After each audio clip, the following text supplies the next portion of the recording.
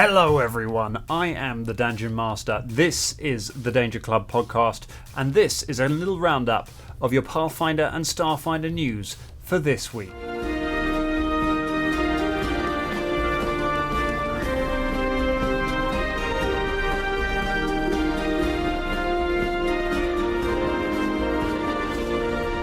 First up, we've got the release of a player's guide for the Strength of Thousands adventure path. Strength of Thousands is the 6th AP for Pathfinder 2nd edition. It tells the story of a group of initiates at the Magambia Magic School, learning their way, becoming students, and then becoming teachers, and then maybe going on to save the world. It's a story that takes place over many, many years, and it sounds very exciting. It's the summer of Mwangi hype, so we're excited about anything to do with the Mwangi Expanse, and it's a magic school. Everyone loves the story set in a magic school. We had a little look at the player's guide for the Ruby Phoenix tournament a few weeks ago when that came out. So how does this one compare? Well, I've had a look through it, and it's got everything you really need in a player's guide. It's quite brief, it's about 8 pages long. It is free, so that makes sense. You can just download it. And this is designed so that you can just give it to your players if you're the GM. They can get a bit of a sense for the world without spoiling anything too much about it. You can, of course, read the entire Lost Omens Mwangi Expanse book, which is a great book. I'm sure you would enjoy it, but you may find that unless you're going to play a character who already wants to know a lot about the world, if you want to have that sense of discovery, just doing the player's guide is probably quite a good thing. You get a little sense of the Mwangi Expanse and the Magambia itself. It's got a bit of background there, not very much, kind of as much as you would know if you were a new student just turning up on your first day of school to learn, so that's nice. It's got a bit about the ranks as well, which is quite good because you're going to be going up through the ranks as the AP progresses. You'll start as an initiate and then you'll choose a path within the Magambia, and it's got a little bit of information on the different paths, which is nice. On top of that, it has, I think, probably the most interesting thing about the early stages of Strength of Thousands, which is the free archetype system. Now, because it is set in a magic school, we're going to get a lot of magic-themed dangers and things like that.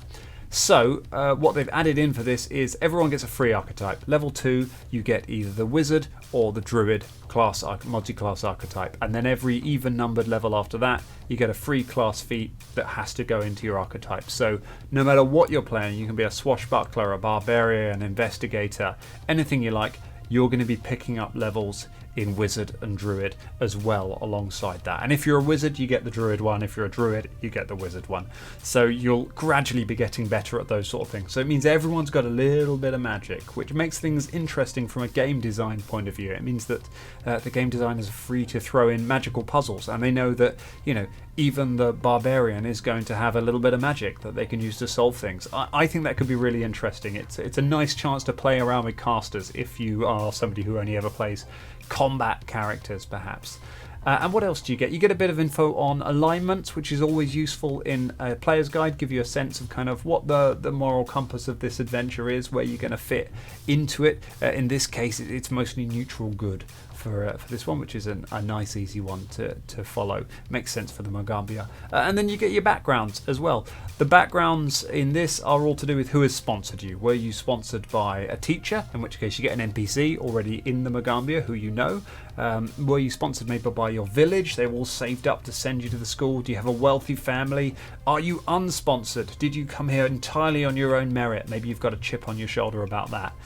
They're really nice. The mechanical stuff in them is pretty standard for backgrounds. It doesn't do much for your character, but they give you a really nice jumping off point for a little bit of story. And crucially, they give your GM some really nice little bits of story that they can grasp onto to make some narrative for it. So I really like that. It's functional. Beyond that, there's not really anything else in this one. It's not as completely crazy as the Ruby Phoenix one was, where you had sort of charts to roll to make your team's special name and all sorts of extra stuff. But that was kind of because Louise Loser had made all that stuff anyway, and they just found the space for it and put it in there. And likewise, the backgrounds aren't quite as wacky as they were in Ruby Phoenix. But that, I think, makes sense. Strength of Thousands is not as wacky an AP as Fist of the Ruby Phoenix. Fist of the Ruby Phoenix is a crazy kung fu movie, whereas Strength of Thousands, I think, is going to be I don't want to say more serious, but it feels like it's going to be a bigger story, and it's going to tell a different kind of story. It's not quite so popcorny. But this is, I think, a functional player's guide to give you a really solid start for what everyone is saying is going to be a really good AP. So it's free. It's on Paizo.com. Go and check it out. Have a little look through. It's a very good way of knowing if you want to play Strength of Thousands. Sad news for lovers of Pathfinder Online. Remember that? The promised and, let's say, troubled MMO set in the world of Pathfinder, which never really got out of beta. It is set to close its servers on the 24th of November. That will be the official end date. We kind of knew that was happening anyway. It's gone very quiet after a while. It seemed promising in the early days. A lot of people were quite excited about it. It promised to be graphically very, very exciting. Some of the early graphics that were coming out looked very good, but unfortunately the project just never really got off the ground. But that's fine. In the time that we've been waiting for that, we've had our cat games come out with the Kingmaker game, and then we're going to get Wrath of the Righteous as well. So Pathfinder gaming in terms of video games is in rude health, but I'm afraid it is a sad rest in peace to Pathfinder Online. We've got changes to the release schedule for organised play, Pathfinder and Starfinder Society. So this is the game that anyone can play. You can turn up to your game store with a character and play in part of this ongoing campaign. Paizo released a lot of scenarios for this. Indeed, we found out that when they calculated it, they release about 700,000 words of content every year for society games. That is a lot of adventure, and I can tell you as someone who's only dipped their toe into Pathfinder Society, it feels overwhelming when you look at it. You're like, I will never play all of this. There is so much here. And Paizo kind of thinks so too. So Eric Mona has announced that they are going to be scaling back the number of societies scenarios that are produced, not by a load. We're going to have the normal 2 coming out for a little while, but then coming into the autumn we're going to be going down to one per month. And going forward next year, that's going to be similar. So you're going to see fewer Pathfinder Society and Starfinder Society scenarios coming out as we go forward. I'm going to pause just for a minute here for somebody to make a video about how Pathfinder is dying. There you go. I hope you got your clicks. It's not. It's because we now, on top of this, we have bounties and we have one-shots, which are... Bounties are really short adventures where you go off and you hunt a monster and you have one fight and you get a bit of XP, and they're fun little quick throwaway things, and they're great ways of getting new writers in. They've been really successful for Pathfinder so far. They translate well to virtual tabletops. They're great. We're going to start getting those for Starfinder as well, so you'll get some really little short Starfinder adventures that you can pick up and play, very good for convention play. And we're going to get lots more one-shots. One-shots are these self-contained adventures with pre-written, with pre-generated characters, but they are playable as society adventures as well, so you can use them to get experience to put towards your actual characters.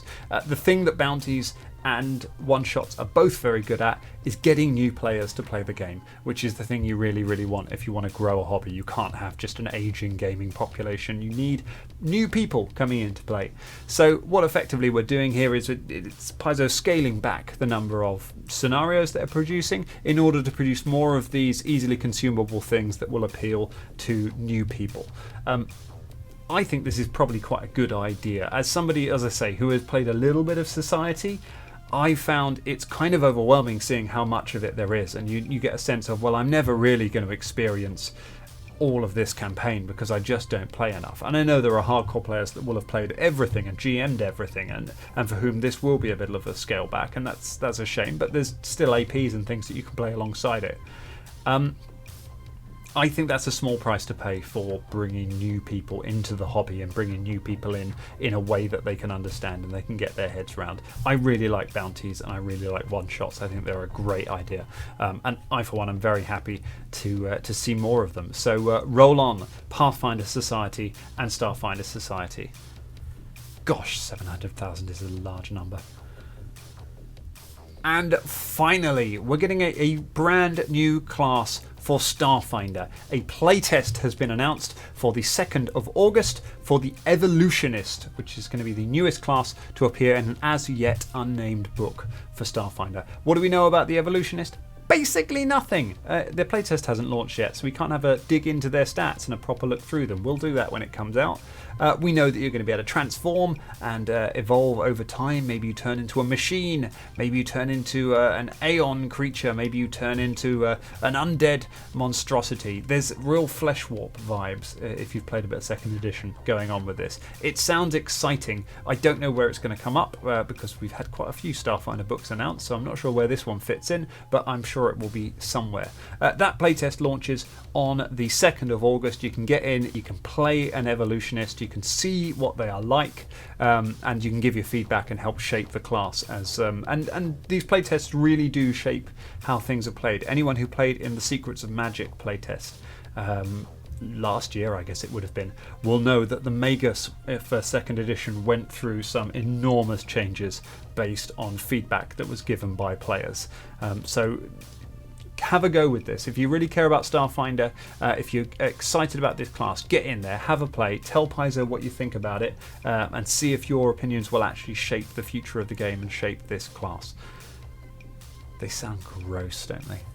And that's the news for this week. Thank you very much for watching. If you've enjoyed this, please give us a little subscribe down below, and check out the Danger Club podcast on all of your favourite podcast platforms, on Spotify, on wherever you get podcasts. It is excellent. In fact, let's put a little clip of it at the end of this video. Go on, stick around and watch it at the end. It's really good. We play the Slithering at the moment. Anyway, thank you. I have been the Dungeon Master. Great to speak to you. I will chat to you again next time. Stay dangerous. Ken Philippe is going to backhand slap it right in its fiery, mouldy face. That's what he's going to do. So, 26. 26 is a hit. Sweet. A big old hit. Where my D8's at, yo? Here it comes. Ooh. Oh, like a disappointing. Oh, dear. Okay. You know. He acted like a rude boy and then got burned by the fiery mold. Oh, he might do. So Philippe steps out forward, holding Philop out like an offering, and you kind of just pick Philop out of his hand, and he just kind of shrugs as if, can't blame me for trying, and walks over and backhands the mold. The mold hits the wall and then kind of peels itself back off the wall, and then cracks its mold knuckles. I can do this all day. Yeah. That's America's mold. Oh.